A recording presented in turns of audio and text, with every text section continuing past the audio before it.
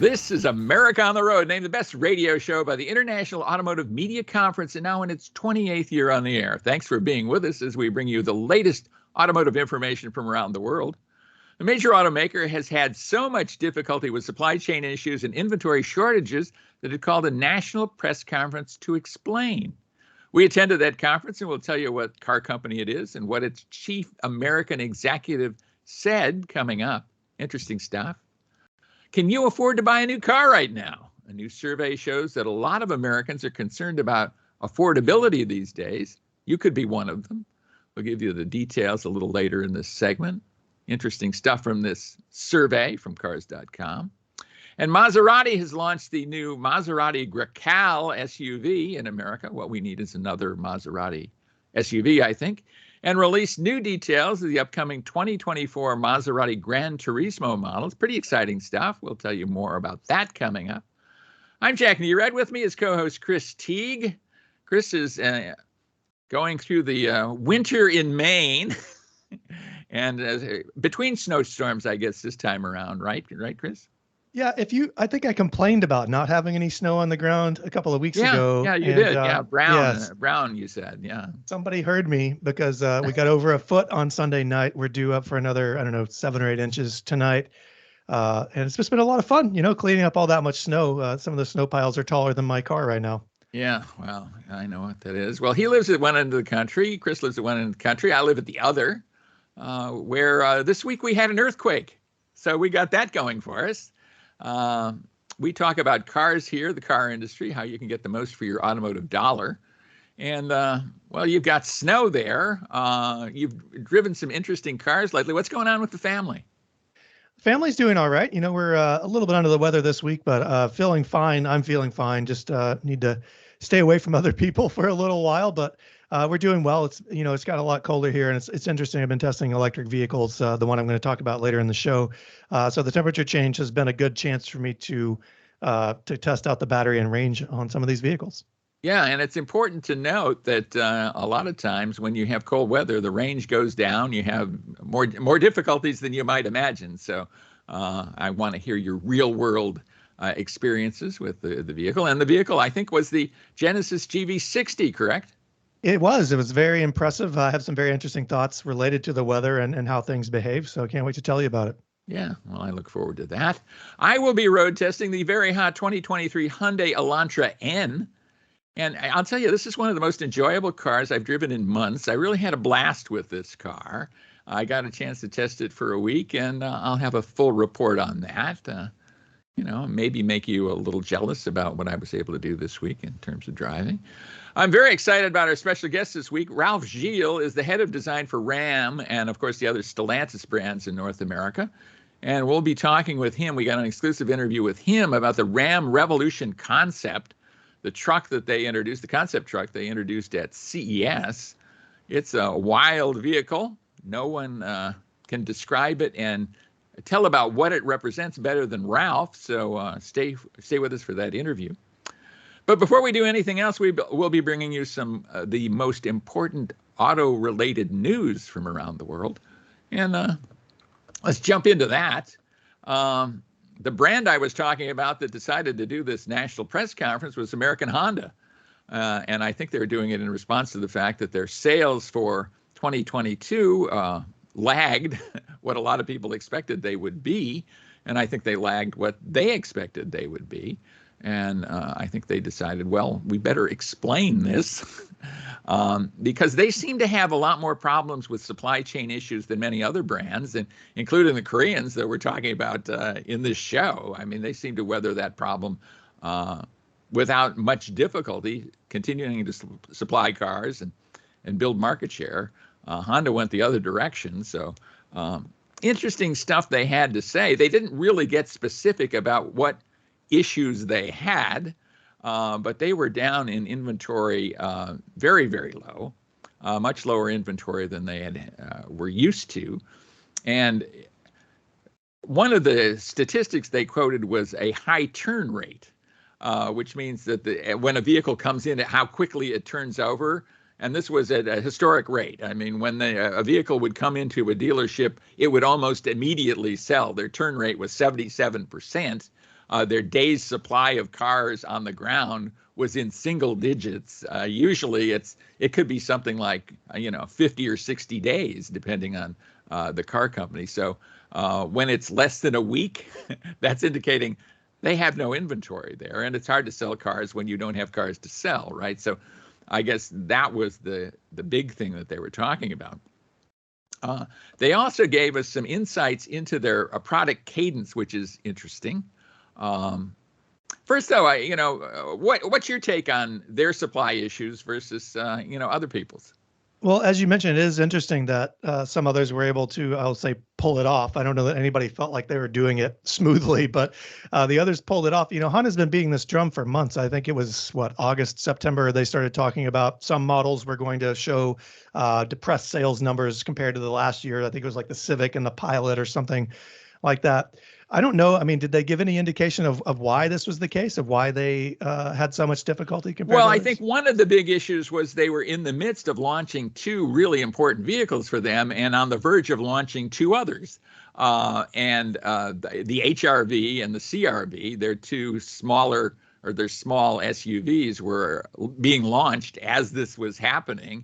And, those are high volume vehicles, especially the CRV, and they just weren't getting enough. And when you do a complete change like they did with both of these vehicles, kind of back to back, which is rare for a car company anyway. That's kind of bad planning to do them back to back. So you have two important vehicles that are, transitioning, and thus there's some production issues there. But I think they had many issues beyond that. They, eliminated some trims. They kind of concentrated on upper level trims. They eliminated the LX trim from the CRV, for example. Interesting stuff that they did and they encountered.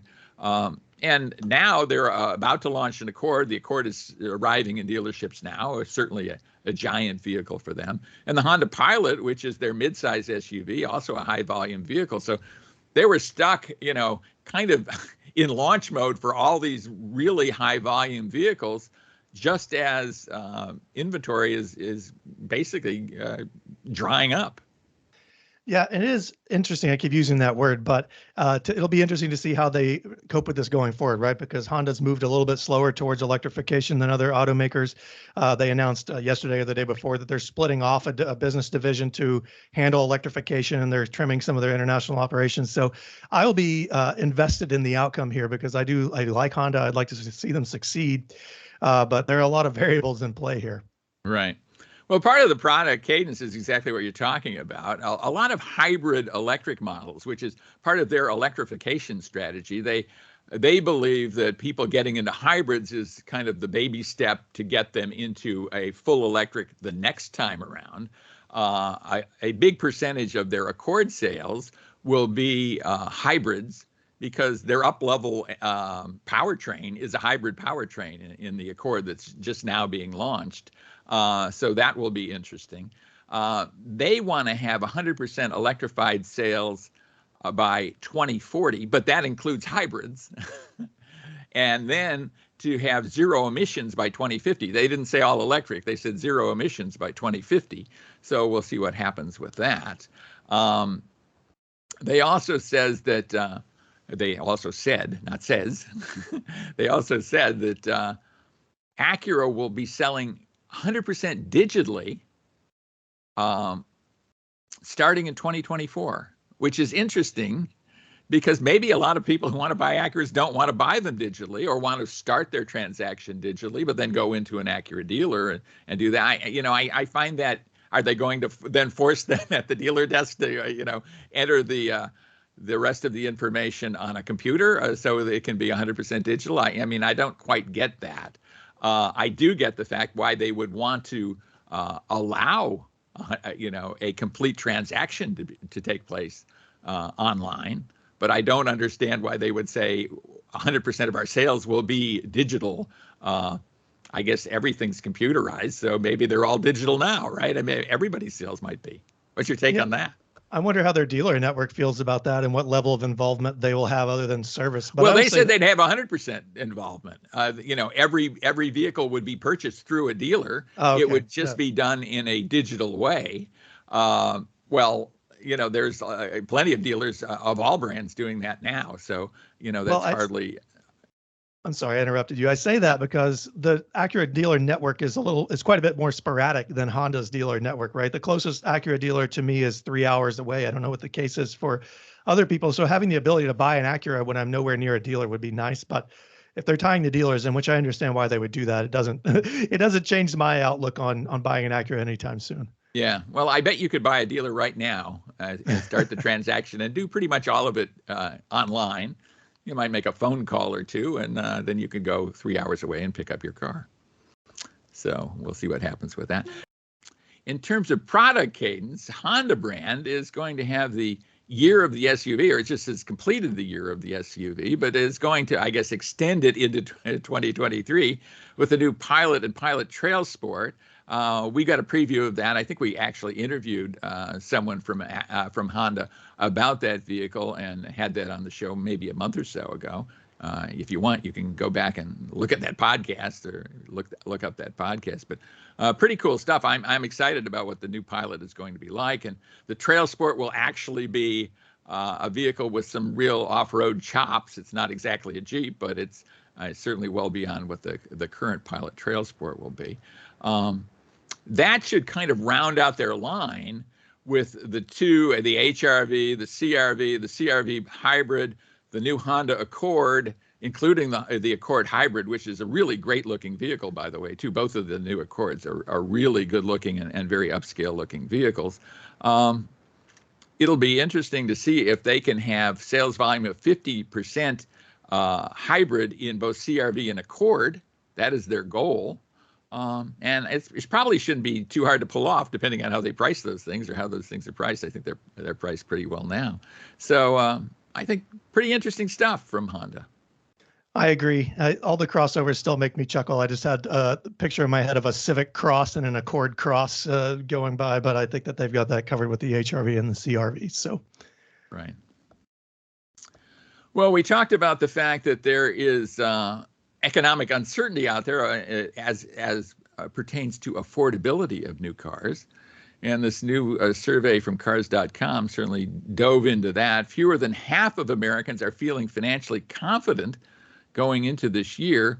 Here's a statistic that really kind of blew me away. 54% are still planning to purchase a new vehicle. You're feeling financially kind of, and at the same time, you're going to buy a new car. I scratch my head at that. Well, we've been hearing of recession and not recession, and who knows what's actually going to happen going forward. But it is striking to see how many people either ignore that or just don't believe it's real and just move on with the car purchases that are climbing in price. Right. About 25% of people expect to spend less than $20,000 on this new car. So they're obviously setting their sights fairly low. There are very few new cars available for that price. So that strikes me as a lot of people buying used cars, which certainly isn't a bad idea. It will be interesting to see how this all unfolds, won't it? I agree. Cars are not getting any cheaper. Automakers are continually driving people into the top trims because some people buy them and then it's kind of like a self-fulfilling prophecy, right? So they keep making more expensive models and people keep buying them because that's what's available. So I think it's unfortunate that that cars are getting so expensive, but at the same time, look at the technology and hopefully over time, at a short period of time, that becomes a little bit more affordable. Yeah, I have to wonder, and I think fewer and fewer people are able to buy any kind of new car, and a lot of people have to then settle, and maybe it's not settling, maybe it's just a really smart thing to buy a used vehicle.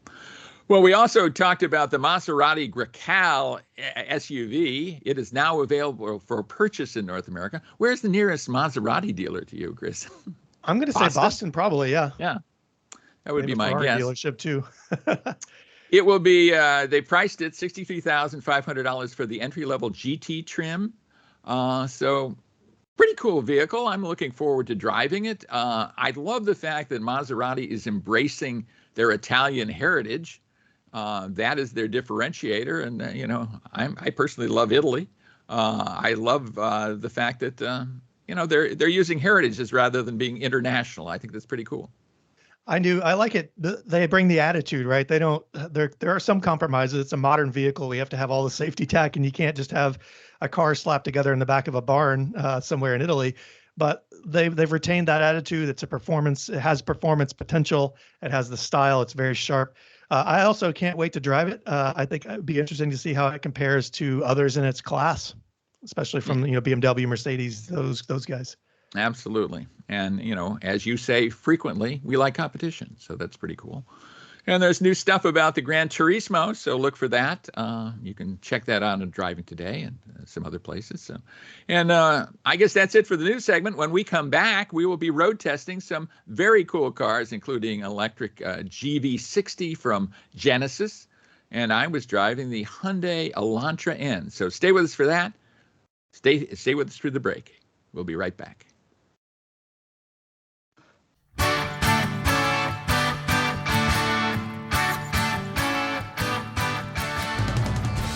Welcome back to America on the Road. It is road test time with Chris Teague. This is Jack Nerad back with you, and we have some, I think, fascinating vehicles to talk about. Not just interesting. I think these are fascinating vehicles. You were driving the Genesis GV60, a big contender in the North American SUV of the year, all electric. Tell us about it.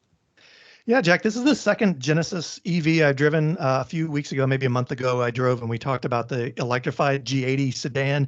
And I also have driven the Hyundai Ioniq 5. And it's really interesting to see how the how the two brands, I should say, differentiate themselves from each other on the EV side. The GV60 actually rides on the same platform and has a lot of the same tech as the Hyundai Ioniq 5 and the Kia EV6, which gives it a fantastic foundation to build on because both of those are excellent EVs. But the GV60 starts at around $60,000. My unit as tested was right around $70,000. Not cheap at all, but it is a bargain in its segment. If you look at some of the vehicles it competes with, the Audi e-tron, the Q8 e-tron is 87 grand. The BMW iX is over $80,000. So this could be viewed as a bargain, and it does have plenty of great features to justify that price. So I tested the performance all-wheel drive model. It comes with 429 horsepower all-wheel drive. And it has a really cool button on the steering wheel, Jack. I'm going to get your thought about this. It has a boost button. So the other day on the highway, I was already going 60, hit the boost button. It drives horsepower from 429 to 483 for a brief period of time, for 10 seconds, they say. By about 5 seconds in, I was already exceeding the speed limit, so I stopped. But what do you think about that? I think it's really cool to use the electric powertrain like that, although it does impact range. It strikes me as being video game-like, and I think that's maybe a cool thing, right? I mean, certainly there's generations now that have grown up with video games and computer games and all that kind of stuff. And to have that kind of thing in a car, I think is involving, right? I mean, it's a little fun thing you can do. It really has no practical benefit, but it's a kind of a blast.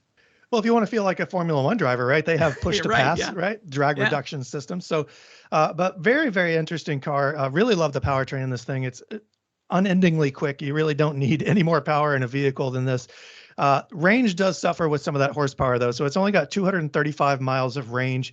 We've been down in the single digits at night here consistently for the past 4 or 5 days.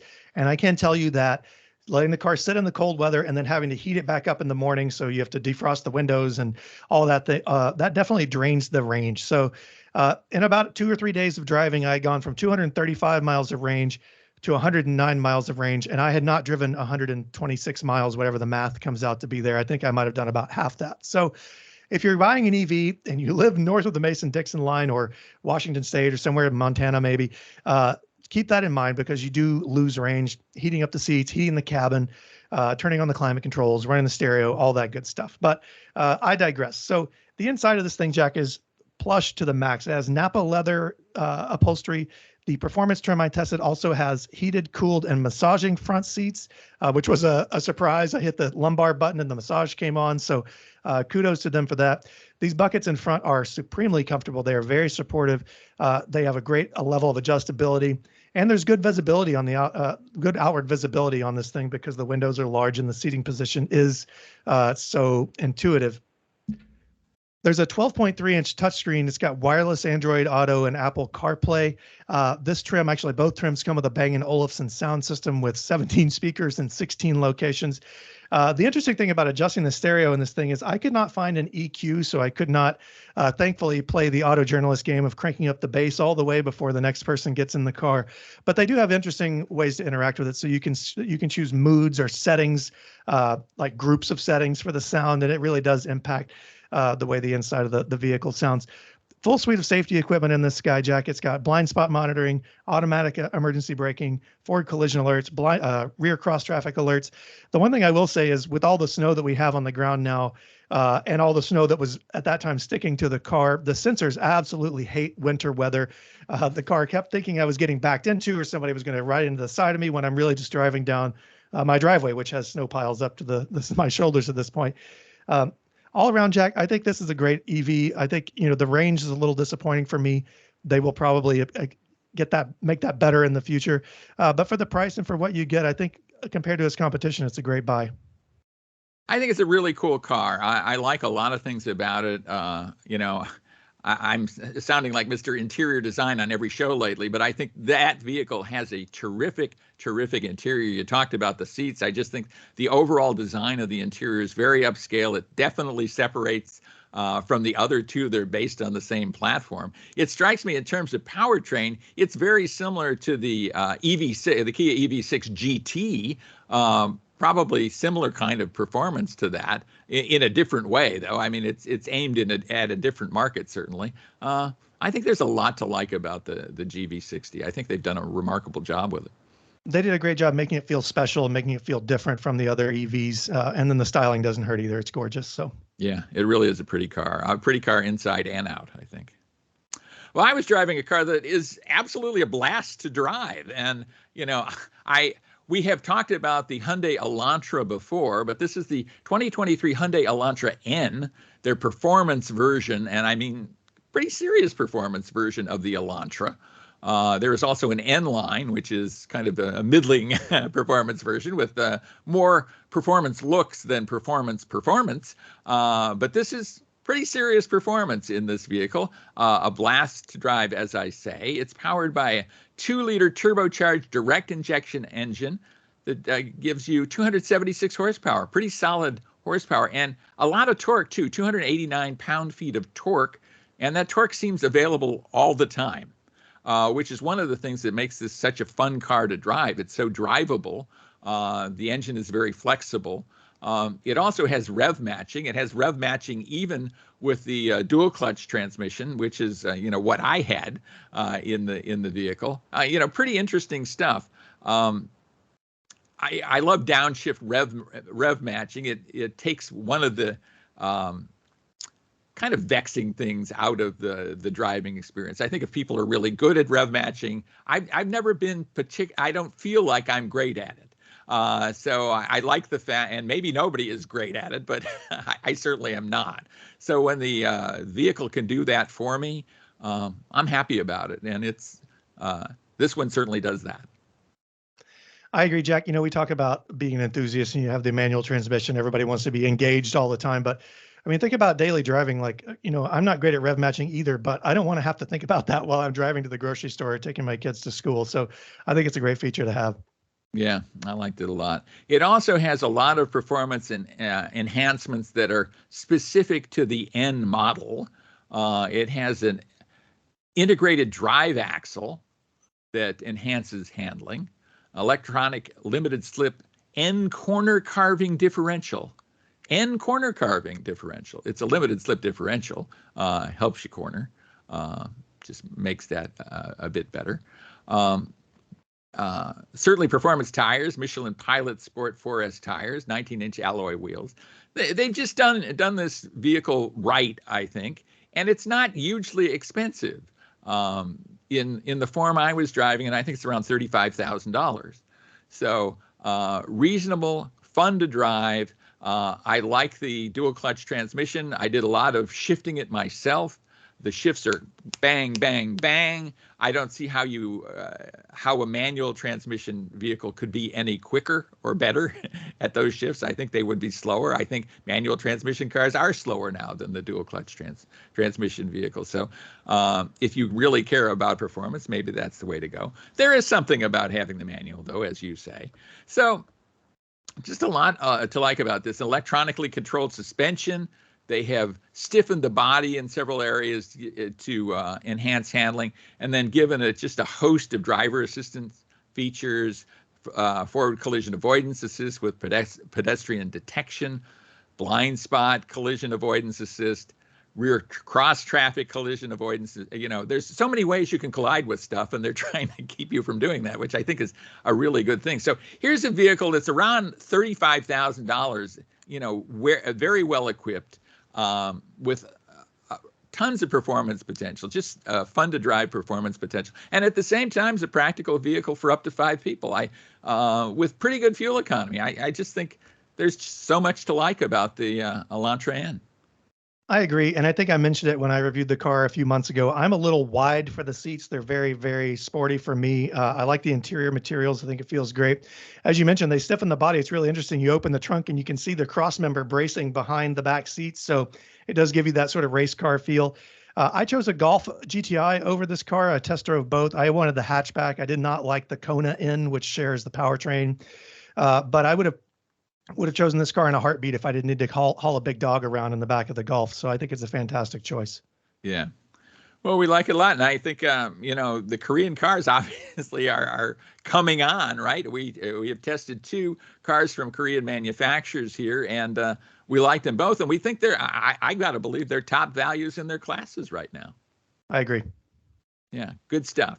Well, when we come back, we will have an interview with Ralph Gilles, who is the director of design for Stellantis and Ram, talking about the all-new Ram concept truck. Really a cool vehicle.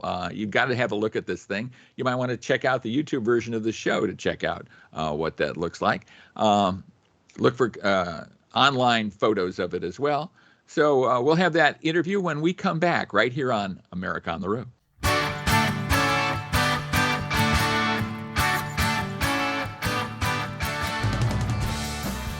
Welcome back, everybody, to America on the Road. Jack Nerad with you, and we have a terrific guest, a guy who's been on the show before, Ralph Gilles, is head of design for Stellantis, talking about the Ram 1500 Revolution BEV Concept truck introduced at CES. Ralph, thanks so much for being with us. We do appreciate it. Absolute pleasure to be here. What an honor. Well, it's an honor for me to talk to you about this thing, and this might be the wildest thing I have ever seen come out of your studios, and in a good way. Let's talk about this concept. You've got to be very excited about this thing. We are, and it really is a design thinking project out loud. I mean, we're trying to put a bit of a flagpole in the ground as to where we're headed as a brand, also a company. A lot of ideas that have been banging around inside the building. On other concepts, whether it's remember the Chrysler Portal, I don't know if you remember that vehicle had the track system, and there was all these, again, ideas that are now in one concept. So a lot of fun to work on it, but also very significant for our brand, but even for the company in general, because Ram is one of the biggest and most profitable parts of our business at Stellantis. Yeah, this is a big thing for you in so many ways. It's not just a big vehicle. It is a big vehicle from a volume and profits point of view for your company. Very important vehicle. And that's it's a vehicle that a lot of people might not, or a lot of companies might not take a chance on, right? I mean, we have seen your competitors be very conservative in the electric space here. And this is not that, is it?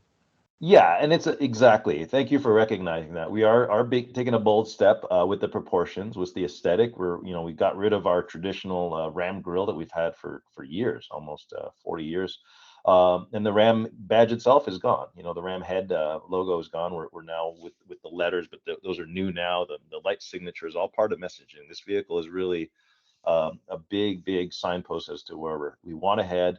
And also differentiating our electric truck from our traditional truck in a way, whether aesthetically, functionally, and even branding wise. Yeah. I've talked to several designers now about electrics and the fact that maybe that cuts some chains off your wrists and allows you to go in a different direction, or a more out there kind of direction, or just a different direction. Do you feel that way? It seems like maybe you do. Yeah, yes and no. And I think there is a bit of a trap there where you can maybe try too hard to yell at the mountaintops, "I'm electrified," and make the vehicle a little bit of a caricature of itself in terms of overstating its futurism just for the sake of it.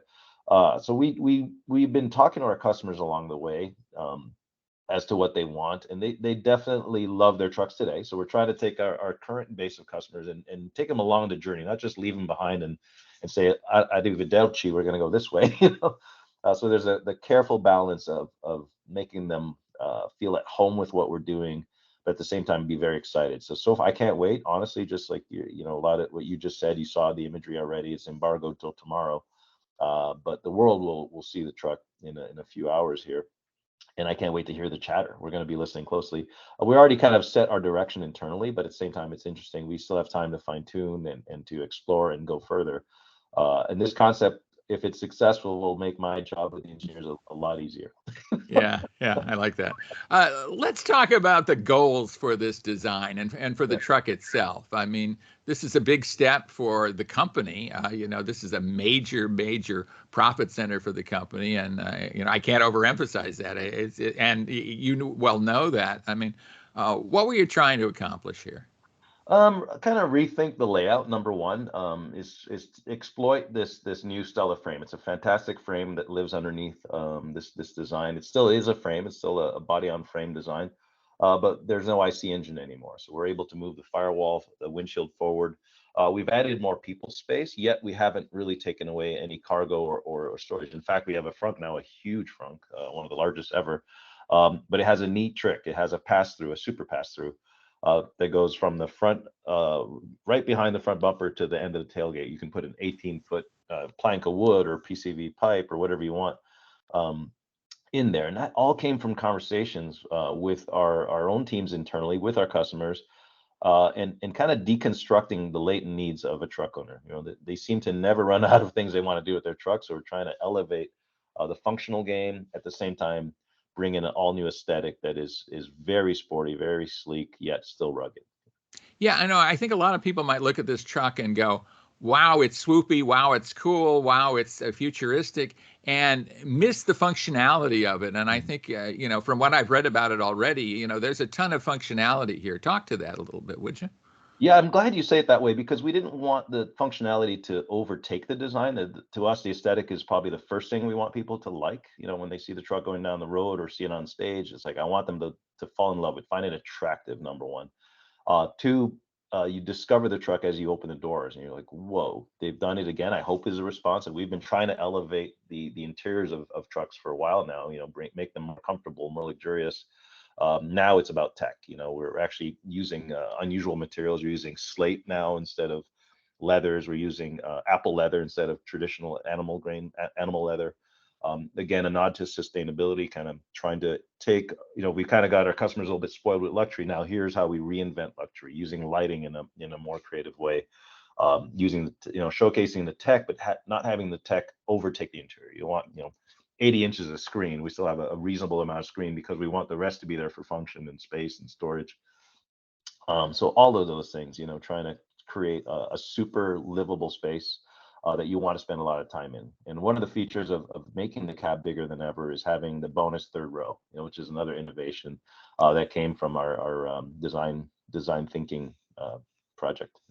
Yeah, I mean, that really jumped off the page when I was reading the materials that were sent before the interview, and pretty interesting stuff.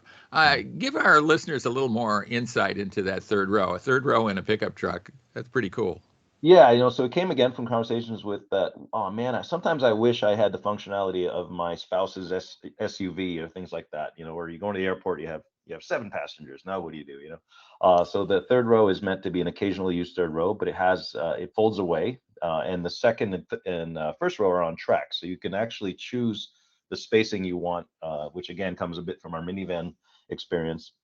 So you can put cargo in there. You can really push the center seats all the way back, and if you have 2 giant golden labs, you can have them comfort there, and then the rear seats, the third rows are removable and they can become bleacher comforts. So you can put them on top of bleachers, or you can clip them in the bed of the truck backwards and tailgate, at the next bowl game or whatever. Yeah. So there's a lot of thinking like that. That's cool stuff. Super cool stuff. Well, let's go through the interior a little bit as long as we're on that. I mean, a lot of stuff there. Why don't you walk us through it? Again, with the materials choice is number one, but two is just comfort. These really cool captain seats. We don't believe the second row should be any less comfortable than the first row. So when you look at the way when you open the saloon doors and you kind of behold the interior, it almost looks like a private jet in a way. So it's got doors that open kind of clamshell style. Is that what we've got there? Tell us about the door opening and just getting into the interior, and then what people see as that opens up to them. Yeah, on the concept now, it may not make production as you see it, but the concept has these saloon doors, right? The idea there was to showcase this cavernous interior, which almost looks more like a private jet than a passenger vehicle. And that was on purpose. We believe the second row and should be just as comfortable as the first row. So it really is something to behold.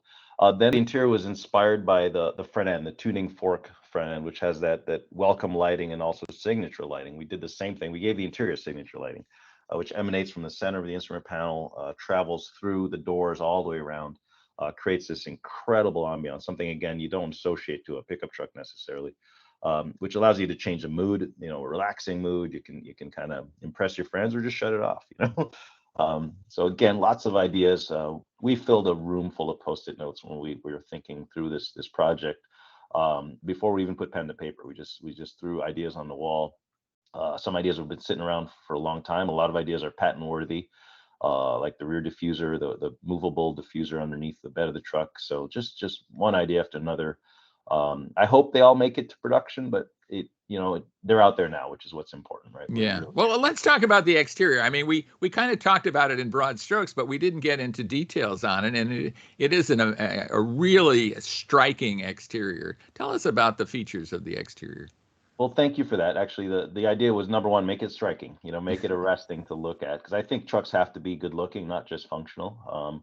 They are an expression of their owners in a way. So we left a little room there for future exploration on making the truck tougher, just like our TRX, for example, or more luxurious. So we have that ability to kind of bend the light a little bit as the basic bones are good. It has great proportions. But speaking of proportions, the idea was to actually shift them a little bit. As we grew the cab, yes, the cab is longer, but we moved the bed brake, let's call it. That line is now skiving through the door on purpose to re-proportion, make sure we don't lose those critical proportions that people like about pickup trucks. And we also lowered it. It's not that much longer than today. Overall length is only maybe a couple inches longer than a classic 1500, but it's a lot lower. I won't quote you numbers, but it's at least 3 inches lower, and that was for aerodynamics. And then we had to reconstruct how we lay out the interior so we don't lose any actual space inside. But to the wind, it's much more wind cheating than ever before, especially when the tailgate is closed. We're looking at some really cool features that help the aerodynamics from the bed to the tail. But the pièce de résistance, so to speak, is actually the diffuser. We found a lot of work underneath the truck, came from our passenger car programs, cleaning up and then continuing that process with an extendable diffuser underneath the rear bumper. So all ideas chasing efficiency, but when you see it in totality, it's like a form follows function thing. It ends up being just pretty damn cool. Yeah, it is cool. Absolutely cool. Tell us about tailgate. I mean, it seems like there's tailgate wars in the pickup Yeah. truck. What's going on there with tailgates? Yeah, we introduced the split gate, the multifunction gate a few years ago in the Ram truck, and we want to continue that. People love it. This time it's symmetrical versus offset. We've done that in our Ram, our Toro in South America. We have that same idea. So this goes a step further, where the gate could be used multiple ways now. It's a bed extender.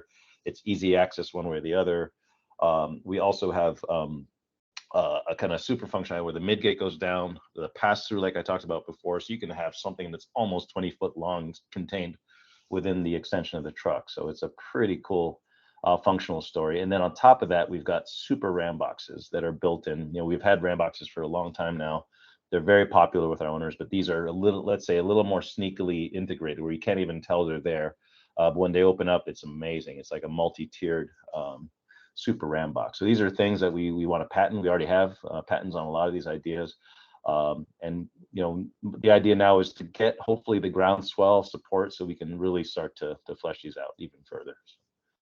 What are some of the things that are, maybe it's like asking you what your favorite children are, right? Which is your favorite child?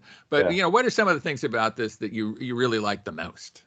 I like the fact that it's still a truck. It hasn't lost its presence. It looks, the feedback I'm getting so far is that it, for people who haven't seen it, because it's just born recently, even internally, there's people that say, wow, it looks super sleek, yet still decisive. It still has an athletic presence to it.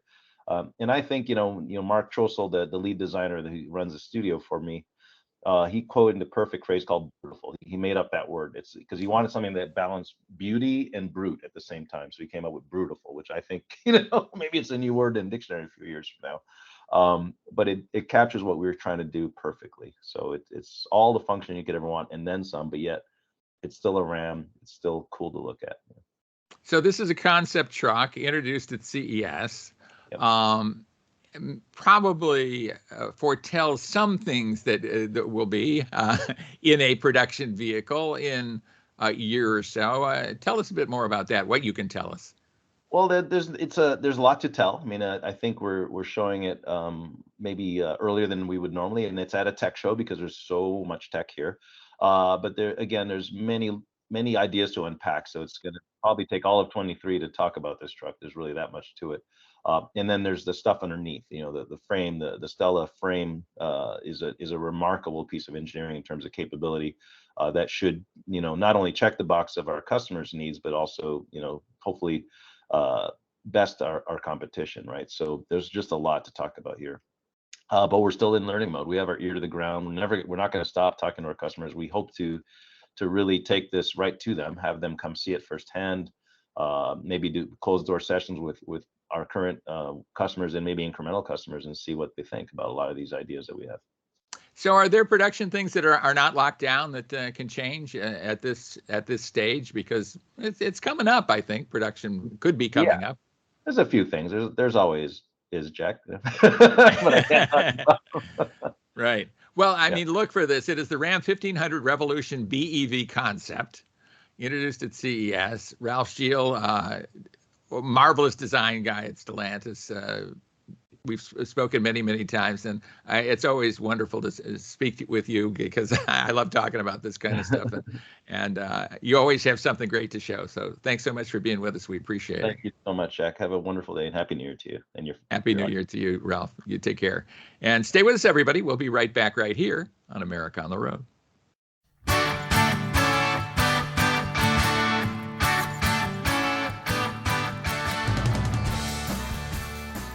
Welcome back to America on the Road with Chris Teague, Jack Nerad with you. And it's listener question time, the final segment of the show. And, we love to help you out by answering your listener question. We've been around this industry for a while now.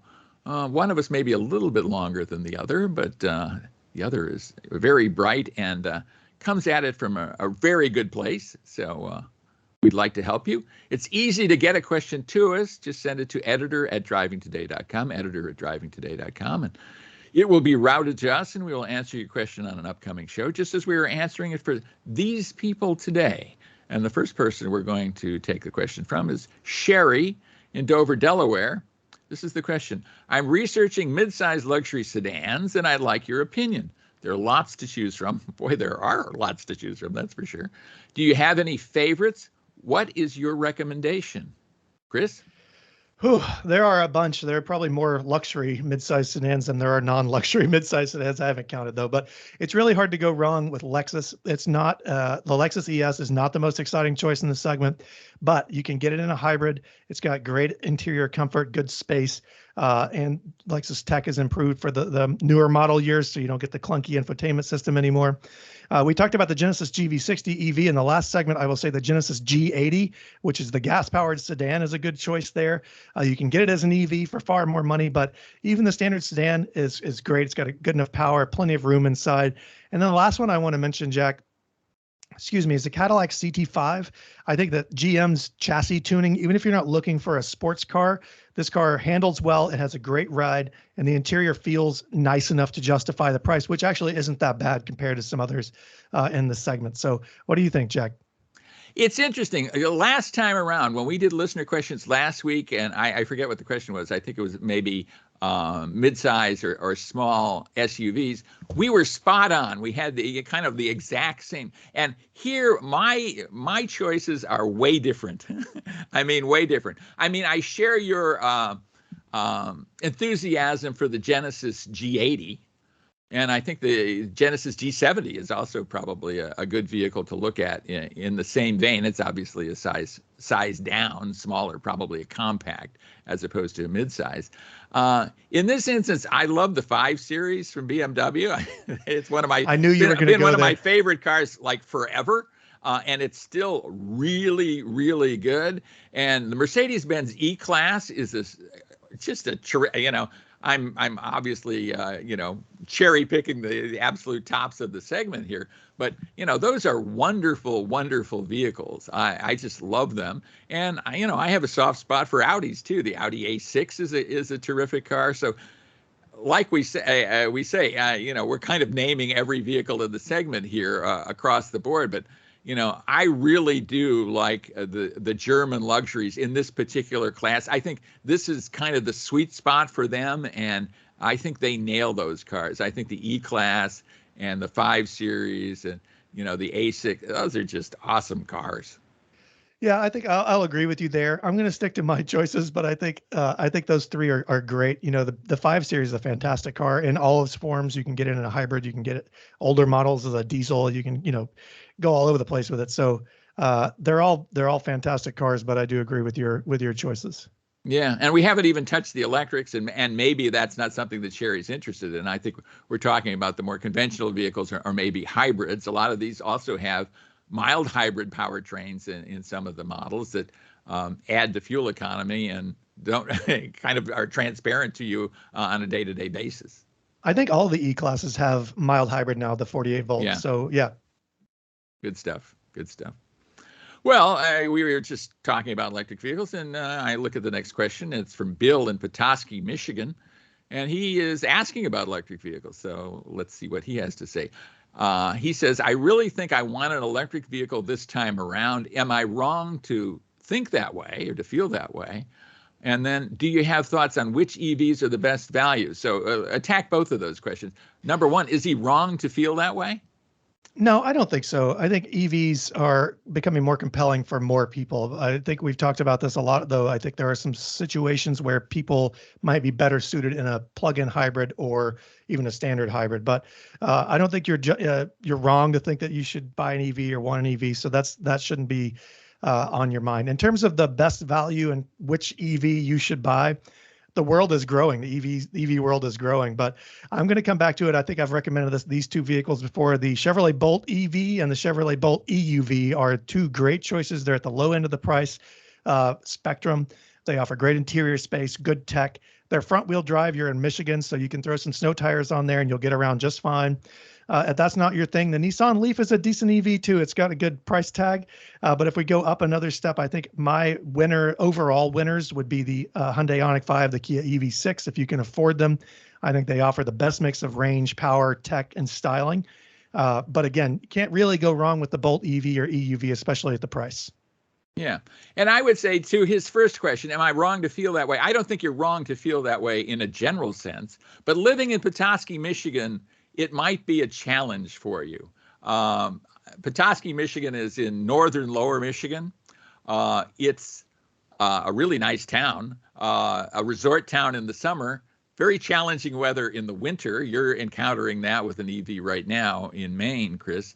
I think and you're not really close to anything. So you're going to do a lot of at least semi-long distance driving where range can be an issue, and not having range can be an issue. Like if you're driving to Detroit or you're driving up into Canada, across the Mackinac Bridge, stuff like that. So, I would say to Bill, think about how you drive and think about what range means to you. You're mentioning vehicles with range. When you talk about the Bolt EV, I think the range is about 200 miles on a charge, something like that. Leaf, less than that, even in the highest form.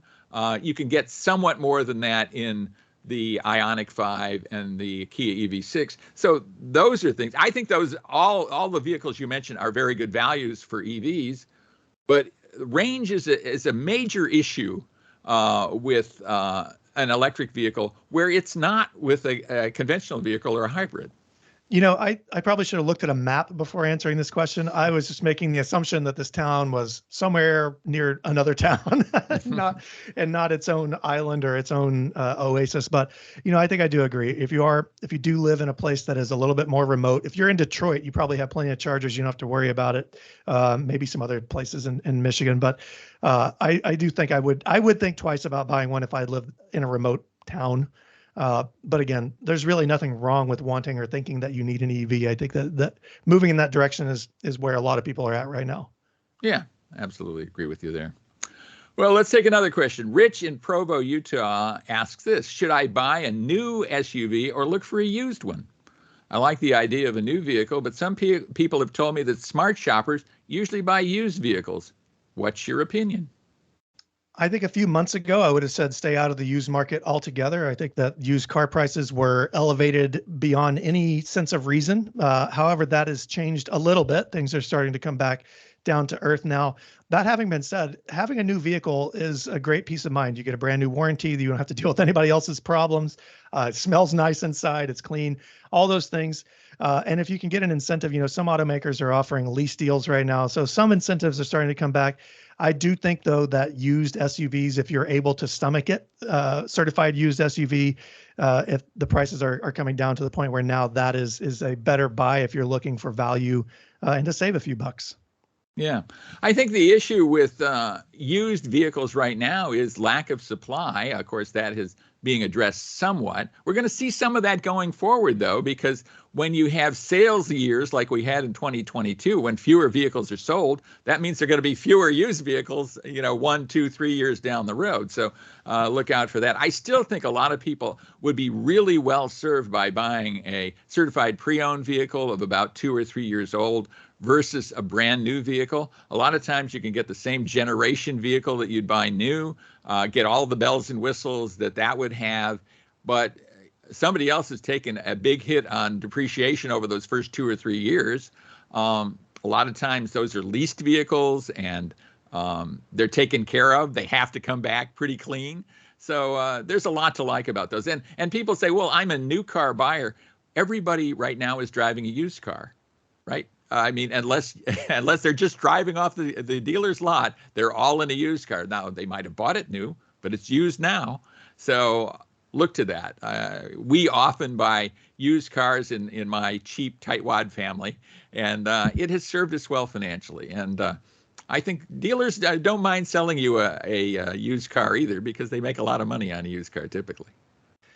They do. And as you say, supply is a little constrained, but I've been watching wholesale values very closely, which is the price that dealers pay for their inventory. And those prices are starting to fall. Now, it could take a while for dealers to come around to reducing their inventory prices, but the signs are there, the writing's on the wall. So we should see by the end of I'm not going to say that. I'm not going to say by the end of the year. At some point in the future, we should see the prices start to return to earth. Yeah, absolutely. Well, I think that is our show for the week. Chris, thanks so much for being with us. We love having you on the show co-hosting, and you do a marvelous job. Thank you. I love being here. I will tell you, folks, if you like what you heard and you want to take us with you wherever you go, head to the sportsmapradio.com website. There you can find us on the Saturday morning schedule. You can download our podcast on all the major platforms, as well as a formatted radio version of the show. Yeah. And please check out my newest book. It's called Dance in the Dark. It's a crime thriller inspired by true crime. And of course, that is a passion of mine, not committing crimes, but writing about it and just learning about it. So look for Dance in the Dark. It's on Amazon from Jack Nerad. That is my pen name. It's also my name. If you like our show, please pass it on.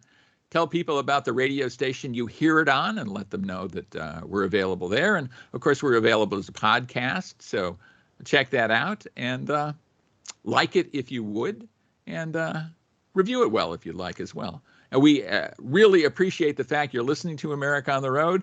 And join us again next week for another edition of America on the Road.